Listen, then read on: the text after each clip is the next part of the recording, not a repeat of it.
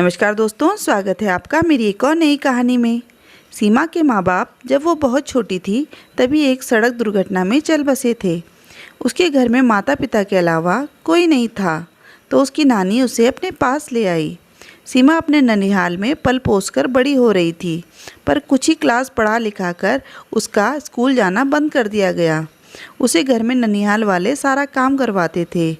एक दिन सीमा जब सब्जी लेने के लिए बाजार जा रही थी, तभी उसने देखा कि उसकी सब्जी के लिए लाए हुए पैसे कहीं गिर गए।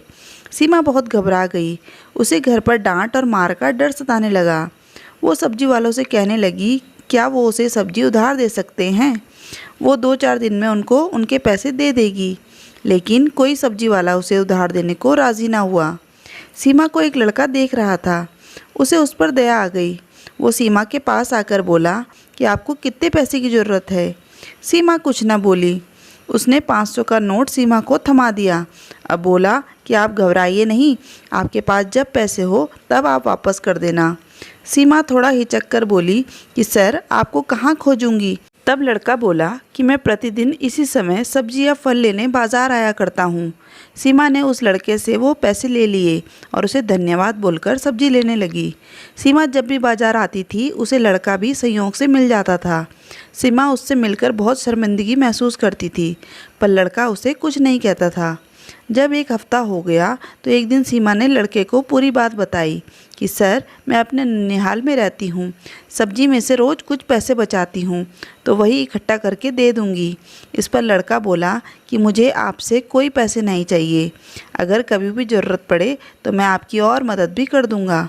उस दिन से सीमा जब उस लड़के को देखती थी तो सर नमस्ते कहती थी। वह लड़का भी नमस्ते करके चल देता था, लेकिन उस लड़के से वह मिलकर बहुत खुश होती थी।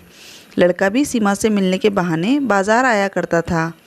कभी कभी सीमा के ननिहाल वाले ताने मारते थे कि लड़की जवान हो गई है, अब तो शादी का सारा खर्च हम लोगों को ही उठाना है।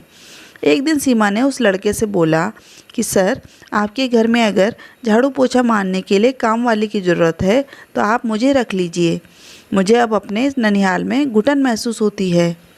लड़का हंसते हुए बोला कि ठीक है, मुझे अपने मम्मी पापा से पूछना पड़ेगा। संयोग देखिए, वह लड़का एक ज़रूरी काम से बाहर चला गया। सीमा जब भी बाज़ार आती उसी लड़के को उसकी नज़रें ढूंढती थी। वह लड़की निराश हो गई। किसी ने घर पर शिकायत भी कर दी कि सीमा सब्जी लेने के बहाने किसी लड़के से मिलती है। अब उसे रोज़ रोज़ ननिहाल वाले प्रताड़ित करने लगे थे। सीमा ने इन बातों से खींचकर मन में सोच लिया कि आज अगर वह लड़का नहीं मिला तो आत्महत्या कर लेगी। उस दिन अजीब संयोग हुआ। वह लड़का तब तक सीमा को दिखाई दे गया। सीमा उस लड़के को देखकर अपने आंसुओं को रोक न सकी और नम आँखों से बोली कि सर आप कहाँ चले गए थे। सीमा की नम आँखों को देखकर लड़का बोला कि आपसे एक बात बोलूं, आप नाराज़ तो नहीं होंगी। सीमा बोली कि बोलिए सर। लड़का बोला कि क्या आप मुझसे शादी करेंगी, आप पर कोई दबाव नहीं है। यह सुन सीमा फफक फफक कर रोने लगी। लड़का हाथ को बढ़ाते हुए गले लगा दिया। वह खुद अपने आंसुओं को रोक ना सका। सीमा को ऐसा लग रहा था कि उसे दुनिया ही मिल गई। लड़के ने कहा कि मैं अपने मम्मी पापा को लेकर आपके ननिहाल आऊँगा, हमें कुछ नहीं चाहिए, बस लोग आपको ताने ना मार सके कि आपने भागकर शादी की। घर में सबको जाकर बता देना। फिर भी सीमा ने कुछ नहीं बताया। अचानक एक बहुत कीमती कार घर के सामने खड़ी हो गई। कार से वह लड़का व उसके मम्मी पापा निकले। लड़की के ननिहाल वाले चौंक गए। वह बोले कि आप सब। लड़के की मम्मी पापा बोले कि हम आपकी भांजी का हाथ मांगने आए हैं। हमने शादी का मुहूर्त निकाल लिया है और बाकी के सब इंतज़ाम भी हम ही करेंगे। आपको केवल सीमा का कन्यादान करना है। हमारे बारे में अगर जानकारी करना चाहते हो तो पता कर लेना। हमारा कपड़ों का बिज़नेस है। खन्ना इंडस्ट्रीज़ का नाम तो आपने सुना ही होगा, वो हमारी ही है। नाम सुनते ही सीमा के ननिहाल वाले चौंक गए। वे सब बोले, अरे आप तो शहर के सबसे अमीर लोगों में शामिल हैं। हमारे बेटे राज को सीमा पसंद है, हमें और कुछ नहीं चाहिए। हमारे लिए दुल्हन ही दहेज है।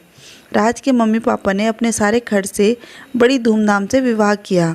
राज ने एक बिन माँ बाप की बेटी का जीवन संवार दिया था। सीमा ने भी ससुराल पहुंचकर घर में अपने सास ससुर के मरते वक्त तक बहुत सेवा व देखभाल की। दोस्तों, आज की कहानी के बारे में आपके क्या विचार हैं, हमें कमेंट में ज़रूर बताइएगा। कहानी पूरी सुनने के लिए धन्यवाद।